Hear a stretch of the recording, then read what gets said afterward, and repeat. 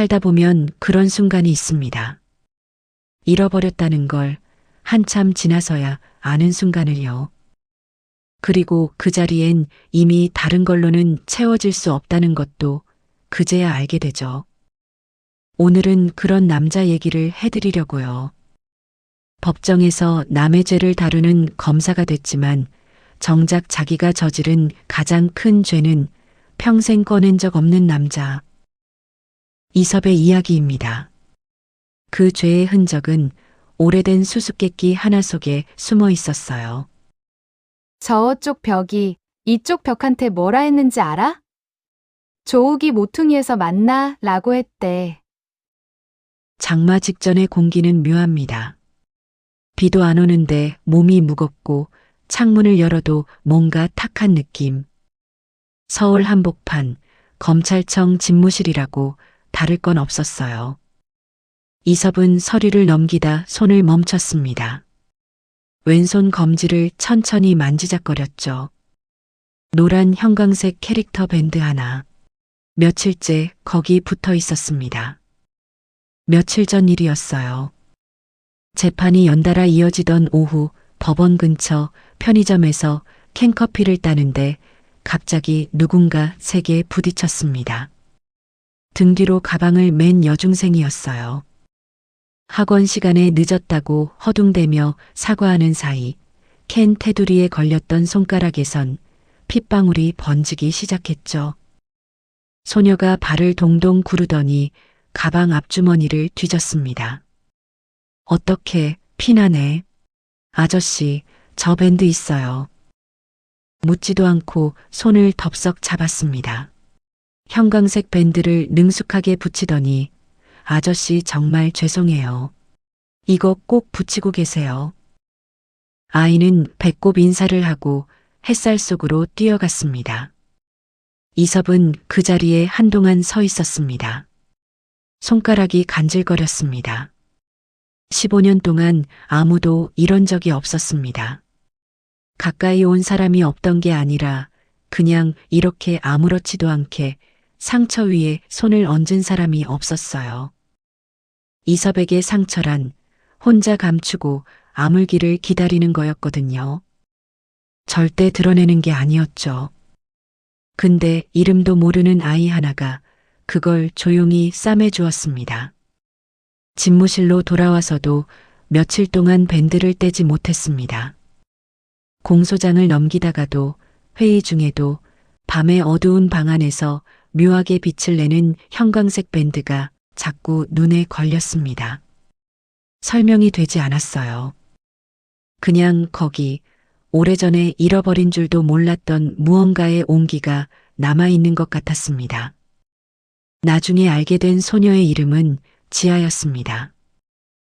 고시촌 겨울은 유독 길었습니다. 해가 짧아서가 아니었어요. 끝이 안 보여서였죠. 언제쯤 이 좁은 골목을 벗어날 수 있을지. 이섭은 그냥 매일 법전을 펴고 외우고 자고 또 펴는 걸 반복했습니다. 단골 분식집 유리창은 늘 뿌옇게 김이 서렸습니다. 안팎 온도 차가 컸죠. 이섭은 그 흐린 창문 너머로 자기 미래를 보려 했지만 잘 보이지 않았습니다. 보이는 거라곤 낡은 책상, 쌓여만 가는 법전. 도무지 좁혀지지 않는 가난뿐이었어요. 맞은편에 제이가 앉아 있었습니다. 붉게 언 손을 비비며 떡볶이 국물을 떠넣고 있었어요. 지방의대를 장학금으로 버티면서 주말마다 아르바이트에 모은 돈을 이섭의 책값이며 고시원비로 내밀었죠. 가디건 소매는 실밥이 터진 지 오래였지만 제이는 신경 쓰지 않았습니다. 그냥 이섭의 피곤한 눈가를 살피며 희미하게 웃었어요. 그날도 그랬습니다. 제이가 턱을 괴고 이섭 얼굴을 한참 들여다보더니 물었습니다. 이섭 씨, 저기 저쪽 벽이 이쪽 벽한테 뭐라 했는지 알아? 법전 외우느라 멍해진 머리로 이섭이 고개를 저었습니다. 이따가 조욱이 모퉁이에서 만나 라고 했대. 지아가 손뼉을 치며 깔깔 웃었습니다. 그 웃음소리가 좁은 가게 안을 가득 채웠죠. 이섭은 헝클어진 제이 머리카락을 쓸어 넘겨주며 속으로 다짐했습니다. 이 웃음을 지켜주겠다고. 무슨 일이 있어도요. 그 다짐이 얼마나 쉽게 구겨지는 건지 그때는 몰랐습니다. 사법고시 합격 통지서가 왔습니다. 그 뒤를 따라 검사장 사윗감 후보라는 소문도 퍼졌죠. 호텔 라운지, 은은한 향수 냄새, 세련된 웃음들. 그 공기는 이섭에게 낯설었지만 솔직히 좋았습니다. 제이의 다른 카디건 소매가 그 낯설은 설레임 너머로 조금씩 희미해졌어요. 제이는 기다렸습니다. 이섭의 침묵이 길어질수록 그녀의 불안도 깊어졌죠. 어느 비 오는 저녁, 제이가 찾아왔습니다. 떨리는 손으로 내민 건 초음파 사진이었어요. 그런데 이섭은 알고 있었습니다. 제이의 거짓말은 3살짜리도 알아챌 만큼 어설프다는 걸. 위조된 산부인과 기록. 그 손이 얼마나 처절했는지는 알았지만 이섭은 그 서류들을 천천히 내려다봤습니다. 빗소리만 창문을 두드렸습니다. 꼭 이렇게까지 해야 했어? 제이야. 이게 사실이라 해도 난 아이 때문에 발목 잡히고 싶지 않아. 제발 나를 이해하지도 이해하려고도 하지 마. 욕해도 좋아. 우리 여기까지 하자. 제이는 아무 말도 못했습니다. 이섭의 구두 굽소리가 계단을 타고 멀어졌습니다. 빗물이 그녀 옷소매를 다 적셨어요. 이섭은 가난한 연인을 모퉁이에 남겨둔 채 화려한 불빛이 흐르는 큰 길로 걸어갔습니다. 자신이 남긴 말이 누군가의 가슴에 얼마나 깊은 구멍을 낼지 그때의 이섭에게는 그게 아무 의미가 없었습니다. 아니, 어쩌면 알면서도 모른 척했던 거겠죠. 시간은 봐주질 않았습니다. 누가 얼마나 아프든 얼마나 후회하든 그냥 흘러갔습니다. 성실하다 못해 좀 잔인할 만큼요. 고시원 곰팡이 냄새는 어느새 최고급 세단 가죽 시트 향기로 바뀌었고 손에 들린 건 법전이 아니라 날선 공소장들이었습니다. 대한민국 중앙지검 부장검사. 이섭이 그토록 오르고 싶었던 자리. 대리석 바닥의 대저택, 묵직한 직함, 도시를 내려다보는 통유리 창문. 다 가졌습니다. 하지만 그 안은 늘 추웠어요. 계절이 어떻든 상관없이 집 어딘가에서 한기가 올라왔습니다. 검사장 딸과 결혼한 지 15년.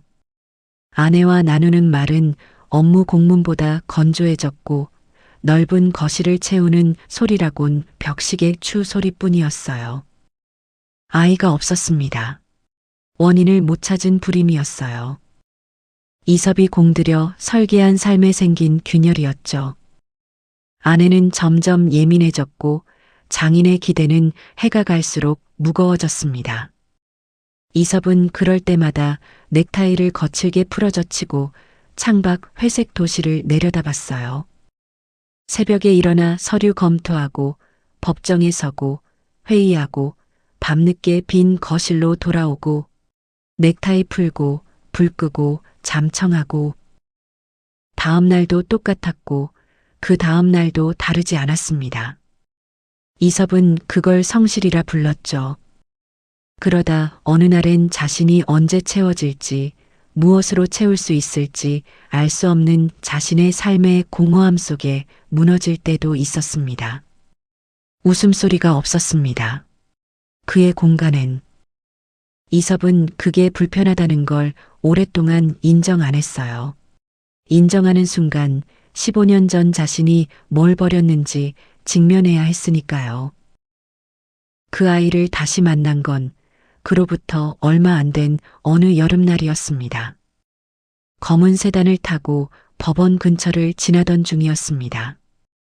평소라면 그냥 지나쳤을 학교 앞인데 교문 쪽에 아이들이 웅성거리며 모여 있었어요. 별 생각 없이 속도를 줄였습니다. 그 틈바구니 속에서 누군가 남학생 귀를 잡고 끌고 가는 게 보였어요. 이섭은 차를 세웠습니다. 소녀였습니다. 잔뜩 화가 난 얼굴로 씩씩거리고 있었어요. 편의점에서 만났던 바로 그 아이였죠. 사과해. 아빠 없다고 뒷담화한 거 사과하라고. 맑고 당당한 목소리가 오후 공기를 갈랐습니다. 이섭은 차에서 내렸어요. 아이들 사이로 걸어 들어가면서 소녀의 눈동자를 봤습니다. 그 눈빛이었습니다. 가난 앞에서도 기죽지 않고 세상을 향해 깔깔대던 15년 전 제이의 눈빛이 거기 있었어요. 이섭의 가슴 안쪽 어딘가가 미세하게 흔들렸습니다. 오래된 문을 누군가 살짝 건드린 것처럼. 소란이 가라앉고 남학생이 줄행랑을 쳤습니다. 지아는 분이 덜 풀린 채 짝짝이 양말 신은 발을 굴렀어요. 이섭은 그 모습에 저도 모르게 헛웃음이 새어나왔습니다.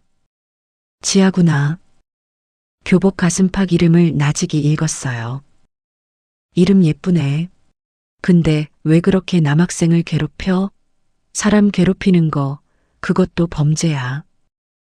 지아는 전혀 기죽지 않았습니다. 콧날 위로 땀방울이 송골송골 맺힌 채 턱을 치켜들었어요. 괴롭힌 거 아니에요. 정당방위죠. 저 자식이 치사하게 뒷담화했다고요. 아빠 없이 자랐다고 편무스라 어쩌고 하면서. 나 우리 엄마가 혼자서도 금지옥엽으로 키운 잘 자란 딸이거든요. 이섭은 지아의 이 야무진 대답에 말이 나오지 않았습니다. 주머니에서 손수건을 꺼내 지아 이마를 툭툭 닦아줬어요. 별다른 이유는 없었습니다. 그냥 손이 먼저 움직였죠. 날도 더운데 학원 가기 싫다는 아이를 데리고 근처 커피숍 야외 테이블에 앉았습니다. 바닐라 아이스크림 2개. 지아는 한 입 크게 베어 물더니 나중에 검사가 되어서 얼마나 멋진 일을 할 건지 당차게 늘어놓았어요. 이섭은 그 소리를 들으며 오랜만에 진심으로 웃었습니다. 언제부터 이렇게 웃지 않았나 생각해 보다가 그냥 그만뒀어요. 그러다 장난기가 일었습니다. 검사 되려면 공부 많이 해야 하는 거 알지? 어디 내가 문제 하나 내볼까? 내가 아끼는 비장의 수수께끼인데. 네, 그런 거 진짜 좋아해요. 얼른 내보세요. 지아가 눈을 반짝이며 테이블 쪽으로 몸을 바짝 붙였습니다. 이섭은 창가에 길게 들이운 오후 그림자를 잠깐 바라봤어요. 15년 전 그 낡은 분식집 공기가 스쳤습니다. 노란 조명, 실밥 터진 카디건, 손뼉을 치며 웃던 제이. 나직하게 물었습니다. 잘 들어봐. 저쪽 벽이 이쪽 벽한테 뭐라 했게? 갸우뚱하며 고민할 거라 생각했어요. 그런데 대답은 찰나의 망설임도 없이 돌아왔습니다. 에이, 아저씨. 난 또 뭐 되게 어려운 법률 문제라도 내시는 줄 알았네. 정답, 조옥이 모퉁이에서 만나 그랬죠? 히. 그 순간이었습니다. 카페 소음이 사라졌어요. 도로 위 차 소리도 옆 테이블 웃음소리도 전부 한꺼번에 멀어졌습니다. 지아의 웃음소리 뒤로 15년 전 제이 목소리가 겹쳐 들렸습니다. 억양이 같았어요. 숨을 쉬는 방식도 정답 맞히고 손뼉을 치는 그 사소한 몸짓까지. 이섭의 손이 떨렸습니다. 아이스크림이 손가락 사이로 끈적하게 흘러내렸어요. 움직일 수가 없었습니다. 15년 전 그 모퉁이에서 버리고 온 진실이 지금 눈앞에서 아이스크림을 핥으며 웃고 있었습니다. 지아야, 그 수수께끼 누구한테 배웠어? 목소리가 떨렸습니다. 온갖 범죄자를 취조해봤던 강단 있는 15년 차 검사의 목소리라고 하기엔 두려움이 묻은 떨림이었죠. 지아는 아이스크림 컵 바닥을 긁으며 고개를 까딱였습니다. 우리 엄마요. 기분 안 좋을 때마다 해주는 말이에요. 세상이 다 벽으로 막혀 있어도 모퉁이만 돌면 누군가 기다린다고. 좀 유치하죠? 근데 들으면 기분이 좀 나아지거든요. 이섭은 일어섰습니다. 가슴 어딘가에서 뭔가 찢기는 것 같았지만 표정은 내보이지 않았어요. 가자. 집까지 데려다 줄게. 그 말이 어떻게 나왔는지 본인도 몰랐습니다. 차 안은 조용했어요. 지아가 가리키는 대로 핸들을 돌렸습니다. 도착한 곳은 법원에서 멀지 않은 낡은 빌라촌이었어요. 도심과 한 발짝 비켜난 조용하고 오래된 골목.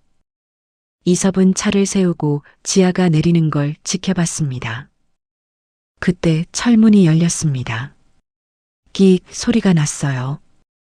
여자 하나가 걸어 나왔습니다. 수수한 티셔츠에 무릎이 늘어난 면바지 차림. 지아를 마중 나온 거였죠. 이섭의 손이 핸들 위에서 굳었습니다. 15년이 흘렀어요. 얼굴에서 앳된 기운은 사라졌습니다. 그런데 눈빛은 그대로였어요. 단단하고 맑은 그 눈빛. 제이였습니다. 제이는 지아를 향해 걸어오다가 멈췄습니다. 검은 세단이 눈에 들어온 거였죠. 그리고 운전석. 두 사람의 시선이 허공에서 엉켰습니다. 15년 전 비 내리는 골목에서 끊겨버린 바로 그 시선이었어요. 이섭은 차 문을 열지 못했습니다. 제이의 눈동자가 떨렸어요. 잠깐이었습니다. 그녀는 이내 지아 어깨를 감싸 안으며 이섭을 향해 천천히 고개를 한번 숙였습니다. 인사가 아니었어요. 당신과 우리 사이엔 아무것도 없다는 말 없는 선언이었습니다. 제이가 지아를 데리고 건물 안으로 들어갔습니다. 철문이 다시 닫혔어요. 열린 차창 너머로 지아 목소리가 흘러들어왔습니다. 엄마, 아까 만난 아저씨가 검사래. 명랑했습니다. 아무것도 모르는 목소리였어요.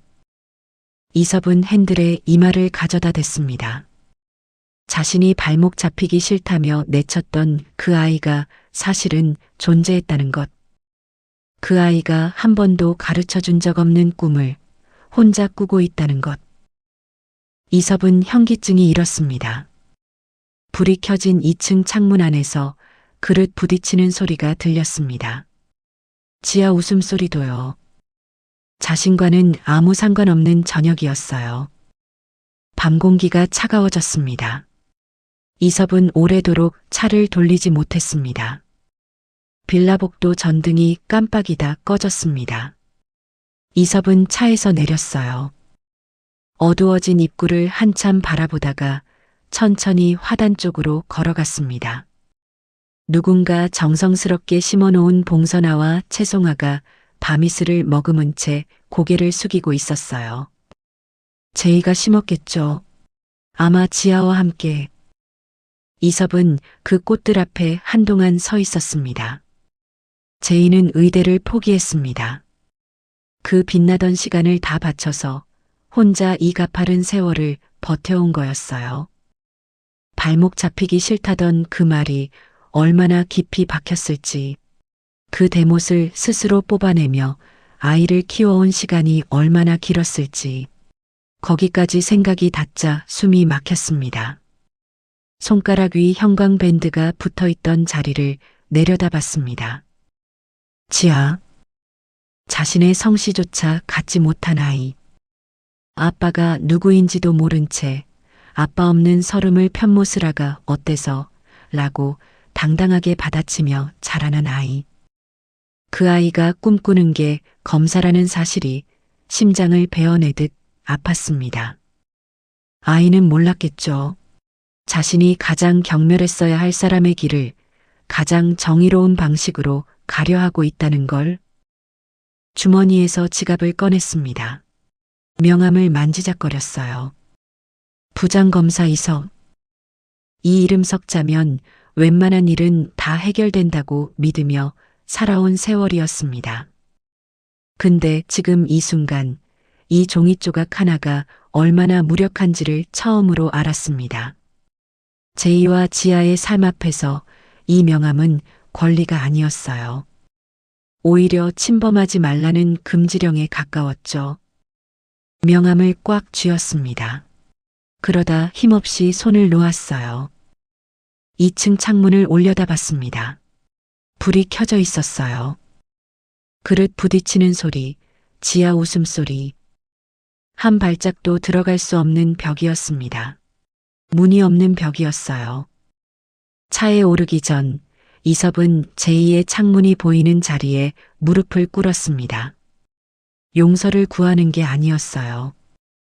감히 닿을 수 없는 곳을 향한 가슴 아픈 통해였습니다. 시동을 걸었습니다. 헤드라이트가 어두운 골목을 비췄어요. 100미러 속으로 낡은 빌라가 점점 작아졌습니다. 뺨 위로 눈물 한 줄기가 흘러내렸어요. 닦지 않았습니다. 돌아가야 했습니다. 아이 웃음소리 하나 없는 집으로, 시계 소리만 울리는 그 넓고 차가운 곳으로. 길끝 모퉁이를 돌기 직전 차를 잠깐 멈췄습니다. 뒤를 돌아봤어요. 긴 가로등 그림자만이 골목 위에 드리워져 있었습니다. 조옥이 모퉁이에서 만나? 지아 목소리가 귓가를 맴돌았습니다. 이섭은 알고 있었어요. 평생 이 모퉁이를 돌고 또 돌아도 다시는 그 눈부신 진실과 마주할 수 없으리라는 걸. 모퉁이란 그런 거더라고요. 한번 지나치면 같은 자리로 돌아오는 것 같아도 사실은 조금씩 다른 곳으로 이어지는 일방통행이었죠. 엑셀을 밟았습니다. 차는 어둠 속으로 사라졌어요. 골목 끝 모퉁이엔 차가운 새벽 공기만이 한동안 머물렀습니다.